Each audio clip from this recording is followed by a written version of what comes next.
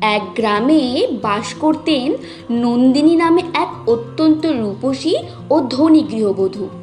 বিয়ের পর থেকেই তার রূপ ও ঐশ্বর্য নিয়ে চরম অহংকার ছিল।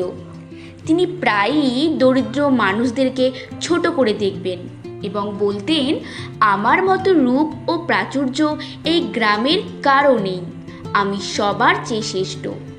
তার এই অহংকার একদিন এমন পর্যায়ে পৌঁছলো যে তিনি গ্রামের বয়স্কদেরও সম্মান করতেন না। একদিন তার দরিদ্র দূর সম্পর্কের এক আত্মীয় তার বাড়িতে বেড়াতে এলেন। নন্দিনী আপ্যায়ন করার বদলে তাকে অপমান করে বাড়ি থেকে বের করে দিলেন এবং নিজের রূপ ও সম্পদের বড়াই করতে লাগলেন। তার পরের দিনই নন্দিনীর জীবনে এক মর্মান্তিক ঘটনা ঘটল। হঠাৎ তার স্বামীর ব্যবসায় বড় ধরনের ধস নামল এবং তাদের বাড়িঘর সহ সব নিলাম হয়ে গেল। ধনী নন্দিনী এক রাতেই পথের ভিখারিণী হয়ে গেলেন।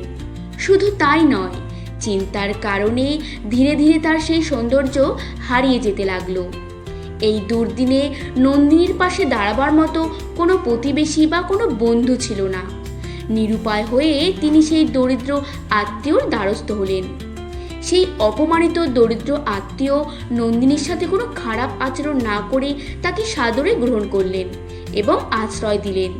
এই চরম বিপদের দিনে নন্দিনীর চোখ খুলল। তিনি বুঝতে পারলেন যে রূপ যৌবন ও সম্পদ ক্ষণস্থায়ী। মানুষের আসল পরিচয় তার বিনয়, পরোপকার এবং ভালো ব্যবহারে।